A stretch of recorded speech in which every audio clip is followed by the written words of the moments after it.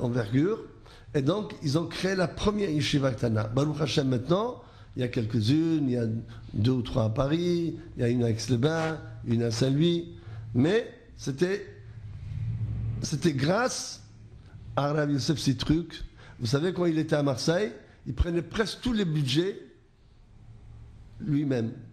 Il était responsable de tous les budgets. Chaque mois, il apportait le 2/3 du budget à la Yeshiva Ktana.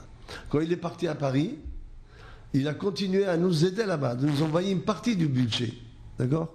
Mais après, comme lui-même, il a ouvert plein de mosdot, donc il n'a pas pu continuer, mais il continue à soutenir, comme il dit chaque fois. Quand il a voulu quitter Marseille, il est parti voir Rav Shach, d'accord, le grand de la génération. Il dit voilà, je dois partir à Paris, on me pose est-ce que je pars ou pas. Il dit si tu me promets que tu continues à soutenir la yeshiva, tu peux partir, sinon tu ne pourras pas quitter Marseille. Comme ça, il lui a dit, Rav Shach. D'accord? Donc il tient vraiment à cœur et s'il ne voit pas beaucoup de monde, vraiment ça. Non, chaque année la communauté répond présente et chaque année la communauté vient. Donc il n'y a pas de raison. C'est la raison pour laquelle dans le calendrier, il y a ces élections, l'émission qui ne pouvait pas être faite, mais chez nous il n'y a pas de hasard. Vous voyez, d'un coup on nous a dit lundi vous pouvez pas faire l'émission, donc vous allez pouvoir la faire mercredi.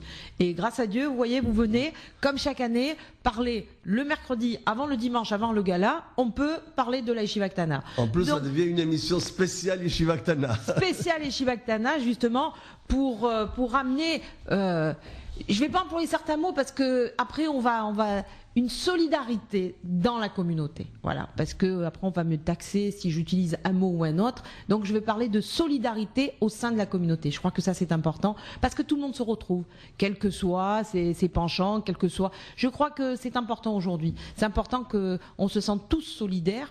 Plus que tout, voilà, et qu'il n'y a pas de scission entre nous. Je crois que on entend des tas de choses et tout, mais moi je me refuse à croire. Le peuple juif, c'est un peuple, c'est un peuple. Il y en a donc cette solidarité, on l'a en nous, quoi qu'il en soit. Oui.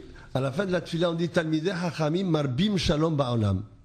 Ça veut dire que si on encourage qu'il y ait des Talmidei Hachamim, c'est eux qui apportent le shalom dans la ville. Voilà, d'accord? Tout à fait. Vous savez, j'ai un certain âge quand même, et j'ai beaucoup voyagé, vu dans le synagogue. Dans le synagogue où il n'y a pas un rave spirituel, mais ils se disputent tout le temps on se dispute, tout le temps il y a des disputes. Ah, c'est vrai. Mais l'autre, dès qu'il y a une autorité spirituelle, d'accord, alors les choses déjà, elles sont canalisées. Elles sont canalisées, ils donnent une aspiration à la communauté, un point de vue, etc. Donc c'est ça, Talmidei Hachamim. Si on encourage les gens qui étudient, à Kajoukou, la récompense, c'est le shalom. On a besoin, Be'at Hashem, que notre communauté retrouve la sérénité. Complètement. Et vous savez, ce que nous avons à Marseille, il n'y en a pas de partout. C'est vrai. Je vais vous dire la chose. C'est rare dans les communautés qu'il y a une union assez importante entre le monde de la Torah et le consistoire. Dans les autres, il y a une scission presque. Partout.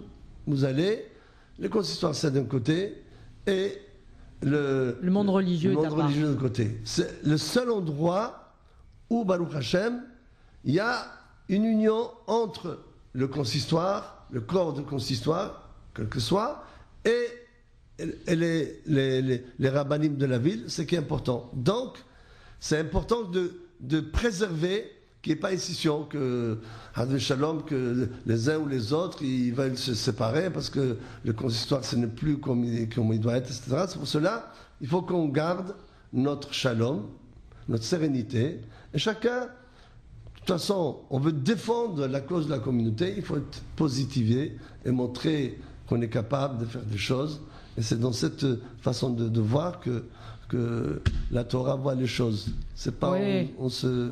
Et les bonnes volontés, il y en a partout, donc grâce à Dieu, c'est bien. C'est bien que des gens se positionnent pour essayer de s'occuper de la communauté, pour essayer justement de faire avancer la communauté, et ça c'est quelque chose de positif. Alors j'aimerais quand même, avant de donner les détails de cette soirée, et pour dire, Tou Bishvat, 2 mots sur Tou Bishvat. Je suis persuadée qu'il y a des gens qui sont en train de se poser des questions, qui sont chez eux. Alors, qu'est-ce qu'il faut faire ce soir, Rav Benayor? Et expliquez-nous. D'abord, c'est écrit qu'il y a un verset qui dit Ki Adam Etz Hasadeh. L'homme, c'est l'arbre du champ. Souvent, dans la Torah, un homme était comparé à un arbre. D'accord? Un arbre, dans cette période, tout Bishvat, d'après Hachamim, la sève commence à monter dans les arbres.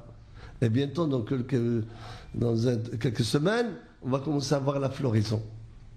Alors, de la même façon que dans les arbres, à Kachoukou, il envoie cette sève qui va l'aider à s'épanouir, eh bien, parallèlement, il y a aussi une influence divine qui va rentrer à l'intérieur de l'homme, qui va l'aider, s'il ne l'empêche pas, à pouvoir s'épanouir et fleurir. C'est ça l'importance de tout Bishvat. Ce n'est pas seulement de manger des fruits, on verra, etc. Mais l'important, c'est que ça symbolise, il y a un symbole. C'est ça, c'est le symbole de cette sève. En marquant le tout Bishvat par les fruits, on marque que nous aussi, à Kachoukou, à ce moment-là, il nous donne une force, d'accord, une dimension nouvelle qu'il faut saisir et pouvoir l'exploiter pour arriver. Si l'arbre, il n'absorbe pas la sève qu'il y a par terre, alors il va faner, etc. Là, même l'être humain, s'il ne saisit pas le tout Bishvat ou Akashbuku, il lui insuffle cette sève, cette force, ce potentiel spirituel, d'accord? Alors, il va faner. Il va faner. Alors, tout Bishvat, c'est une fête qu'on la symbolise par la bénédiction des fruits. D'accord? Parce que selon Hachamim, souvent, des neshamot qui vont rentrer dans des fruits. Et lorsqu'on fait une bracha sur un fruit, on ne met qu'à les âmes qui sont errantes. D'accord? Alors c'est pour cela que les gens ils prennent le maximum de fruits pour pouvoir réunir toutes les brachot. Au moins faire mezonot, ha'etz, adama, Shehakol, d'accord? Pouvoir, si on fait une compote de pommes, etc., ou quelque chose qu'on ne voit pas, pouvoir faire la bracha sur chaque élément. Et on commence, c'est sûr, on commence par les fruits d'Israël.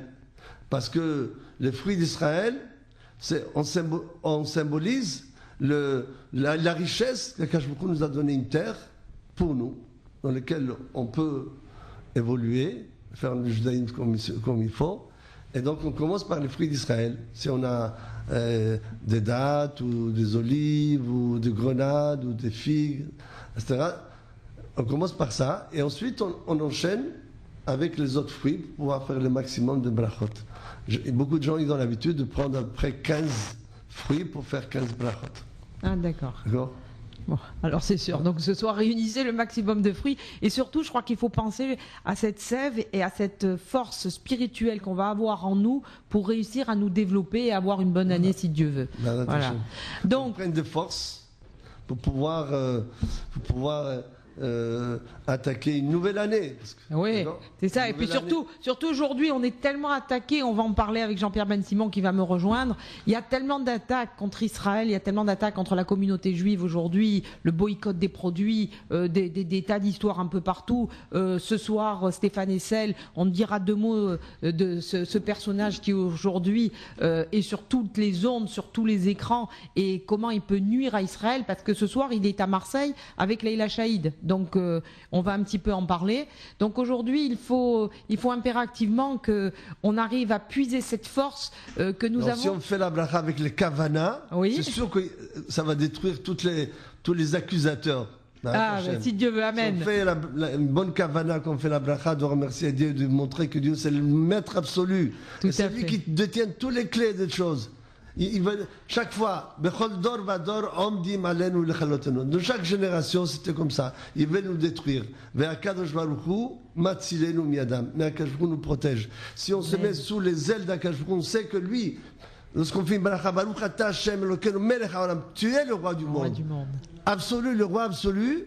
Alors c'est sûr que lorsqu'on lui fait confiance, Akadosh Baruch Hu il est devant nous, et tout ce qu'ils disent, la bonne.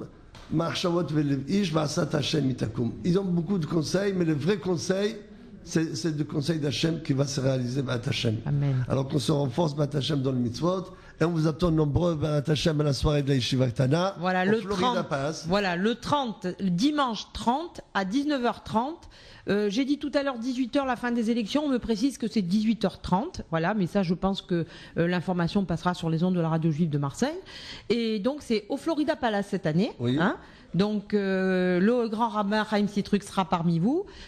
Également donc en compagnie, enfin il y aura également le Rav Reuven Ohana, le Rav Shloem Meloul et puis tous les rabbins qui seront avec vous bien évidemment pour cette soirée exceptionnelle de la Yeshiva Ktana. Alors Rav Benayon, merci beaucoup d'avoir été là. Si Dieu veut que l'année prochaine on représente encore ce grand gala, parce que ça prouvera que nous sommes là et qu'en plus merci beaucoup. Merci cette beaucoup. yeshiva continue. Merci beaucoup à la radio de tout le potentiel, l'aide que la radio nous. Il y a eu aucun, voilà, on a fait en sorte que ce soir vous puissiez intervenir. Il n'y a eu aucun problème. L'appui des dirigeants de la radio et on a fait en sorte que vous puissiez faire parler de la yeshiva Ktana. Merci beaucoup.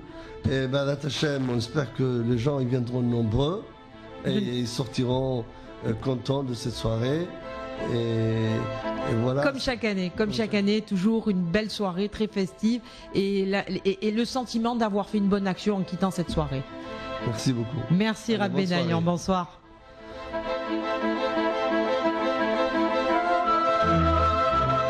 Radio JM.